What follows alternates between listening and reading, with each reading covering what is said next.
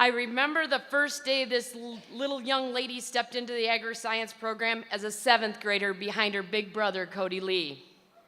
She was shy but full of life. The shyness did not last long, and her leadership skills flourished. A retired agriculture teacher, Terry Bowerman, told me, as he heard her speak after the junior high public speaking contest, "Watch, this young lady is going far in FFA, and she is the making of a state officer."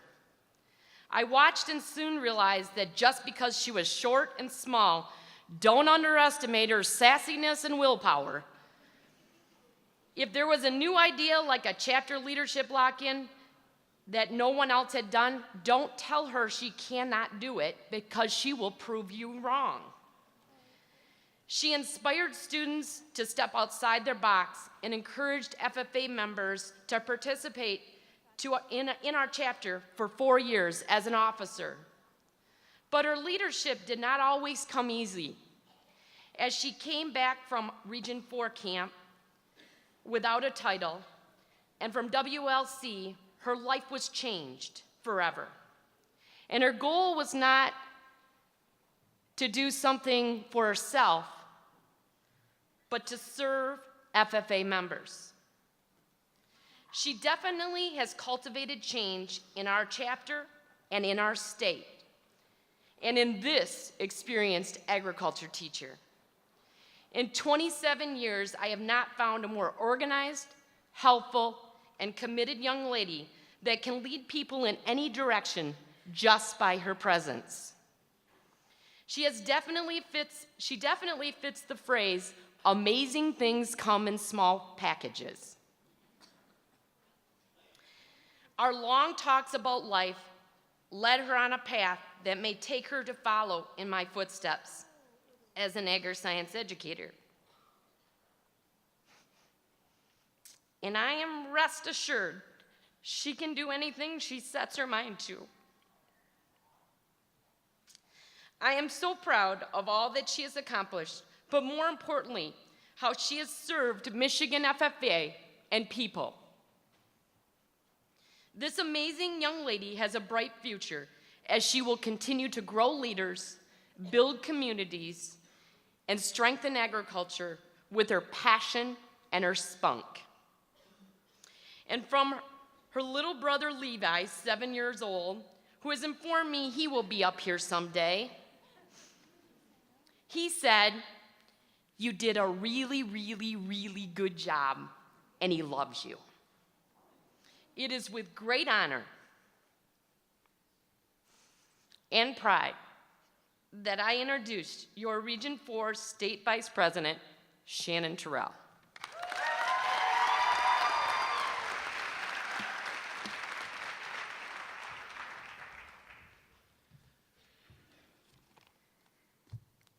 So I'm Jed, Jake's older brother, and also a fellow lover of cats, from which you can probably see he's quite the cat guy.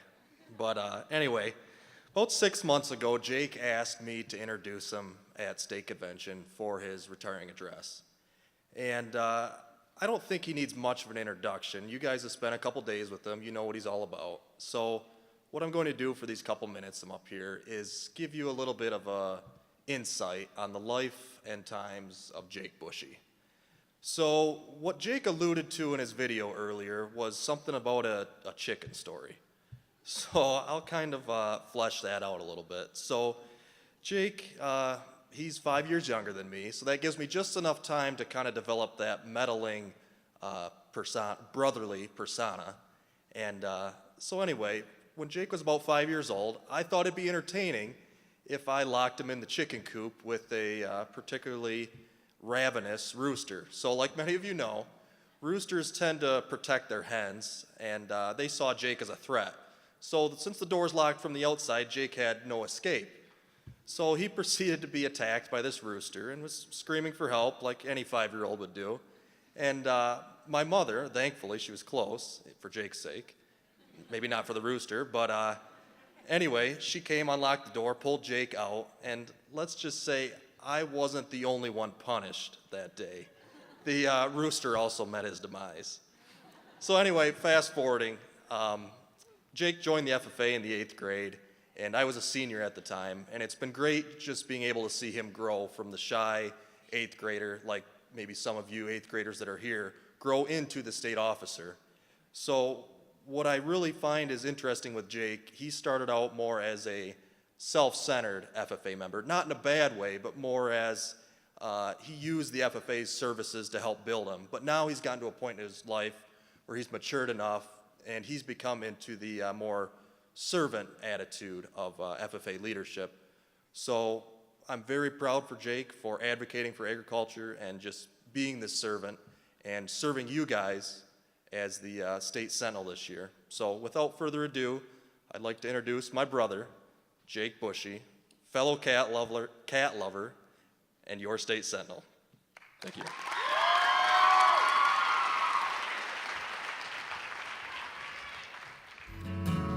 We're not who we used to be. We're not who we used to be. We're just two ghosts standing in the place of you and me.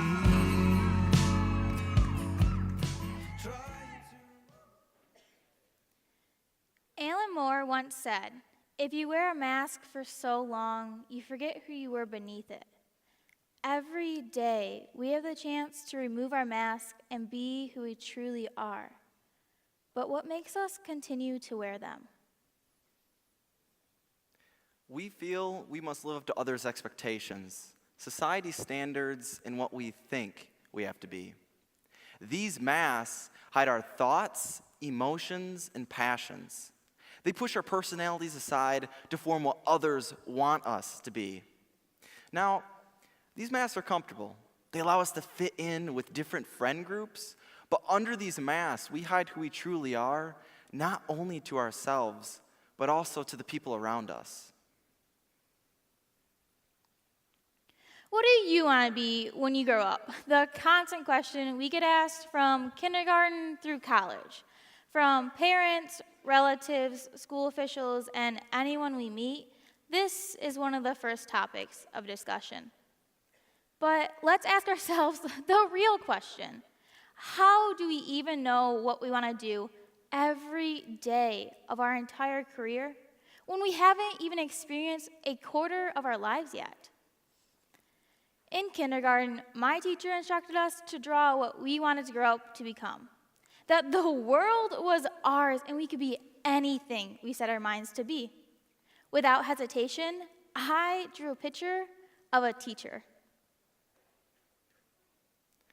Let's take a few minutes to look back at a normal day in the life of Jake.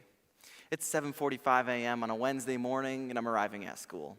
The bell rings just as I enter my first hour class, which happens to be agri-science. I make my way to my seat, which is next to a couple of my friends, Curtis and Aaron.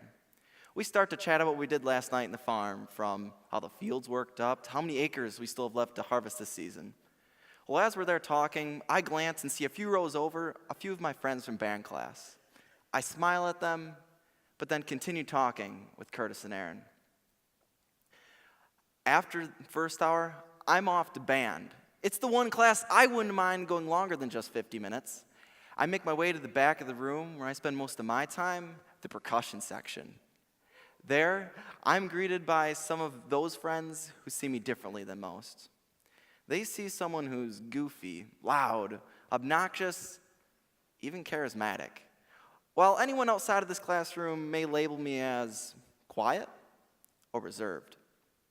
In band, I feel I'm in a place where no one can judge me or criticize me. I am free to be myself, or who I think I need to be. Fast forward from that first day in kindergarten to my first year in high school. In class, we had to take one of those career tests that, after a lengthy list of questions, the perfect career choice pops up on your computer screen. I answered each question to what I thought best fit me and waited. At the top was a fashion designer. You have to be kidding. And number 5, a furniture mover. Me. 5'1". Furniture mover. So there I was, 15 years old, supposed to know exactly what I wanted to do, and I had nothing. Well, lunch finally comes around, and I am torn by who to sit with. You know, it seems silly to say out loud now, but I'm sure some of us have felt this way before. 2 different tables. At one sits some of my band friends. At the other sits some of those friends from my ag class. Now, these groups never sat by each other because they don't have the same interests. And come to think of it now, I hardly ever sat with my band friends. But why? Maybe it was because I was too prideful to be that other person. Or maybe I was afraid of what others may think to see me like that. Now, this loss of self did not just plague me at school. It followed me home as well. There, I put on a mask that held the ideals and expectations of what my family wanted. All these different versions of myself left me unsure of who I really even was anymore. Going into my junior year, I enrolled in a health science class because I was encouraged by friends to go into the medical field. What could be better? A job with helping people and making a ton of money too. But throughout the year, my homework began to build, my sleep habits were thrown out the window, and I was barely enjoying life between my busy extracurriculars and my health science class. During this hectic time in my life, I realized I was not becoming the person that I wanted to be. I was wearing a mask so others would accept me. When I discovered that I wanted to be a teacher, no one could ever change that, because that is what my heart is telling me what to do. I could finally take my mask off.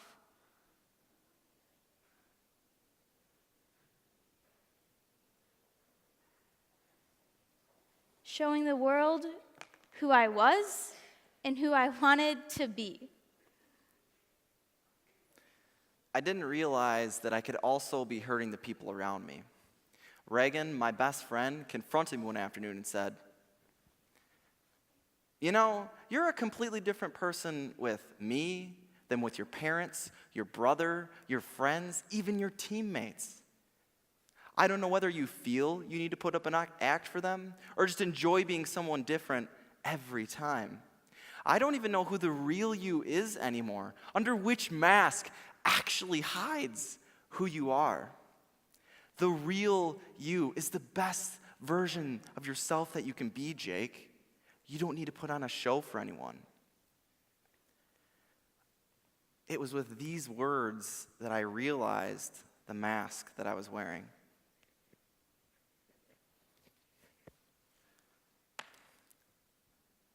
When she was all said and done saying this, I was kind of upset that she would call me out. But knowing her for so long, I've came to realize 2 things. 1, always listen. And 2, she is almost always right. I was a completely different person with all of these people. And that's not fair to anyone in my life. I was going to have to do some searching to find where my heart was really at, to understand my own identity. As a kindergartner, I had no hesitation to probably say, I wanted to be a teacher. But as I grew up, I let others influence my thoughts and started pursuing a career I probably wouldn't enjoy. When we are little, we may be shy to strangers, but we are not shy to be ourselves. We believe so much in our childhoods that we believe in dandelion wishes, magic tricks, and our imaginations to become anything we set our minds out to be.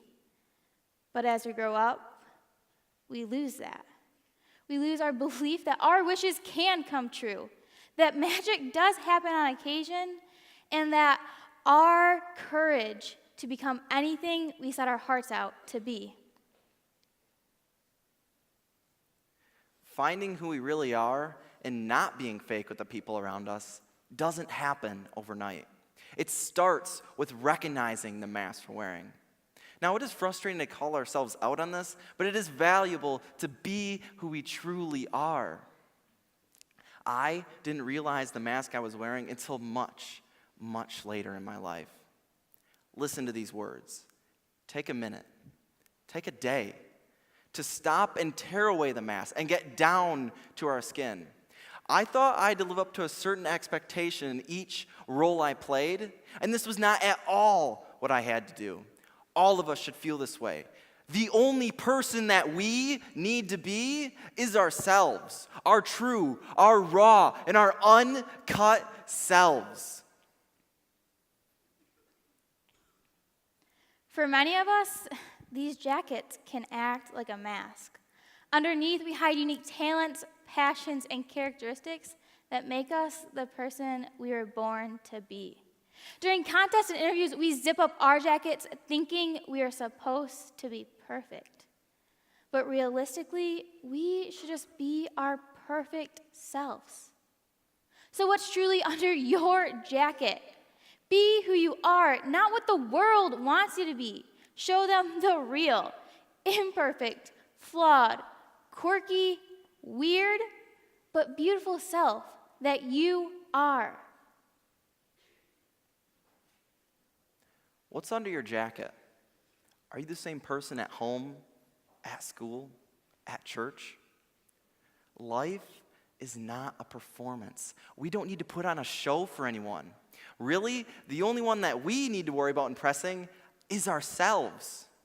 What's under your jacket? Beneath that tie and the button-up is what defines the real you. Find that and embrace it. Over our hearts is the emblem for the organization that we love. Stitched on the back is the emblem that we all stand for. But the key is to find what's underneath our jackets. We tell ourselves for so long who we should be that we lose sight of who we truly are. We don't allow ourselves to remove the mask and be goofy, silly, awkward. We don't allow ourselves to be our true selves.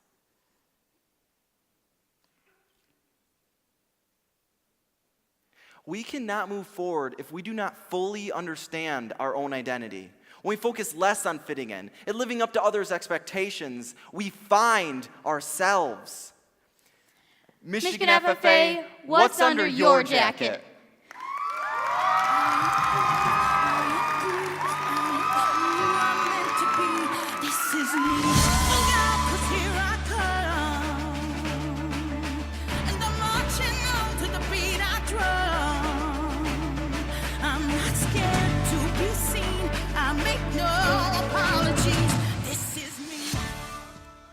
Channon, we could not have made it through this last year without you. Even though you're an incredibly slow eater, we'll never hold it against you.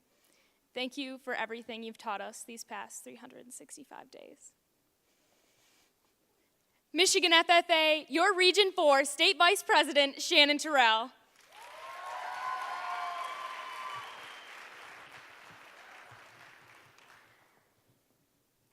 Jake, the only thing greater than your love for cats and singing along to classic boy band hits is definitely your love for service.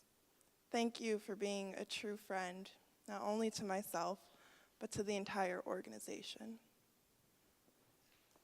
Michigan FFA, our state sentinel, Jake Bushey.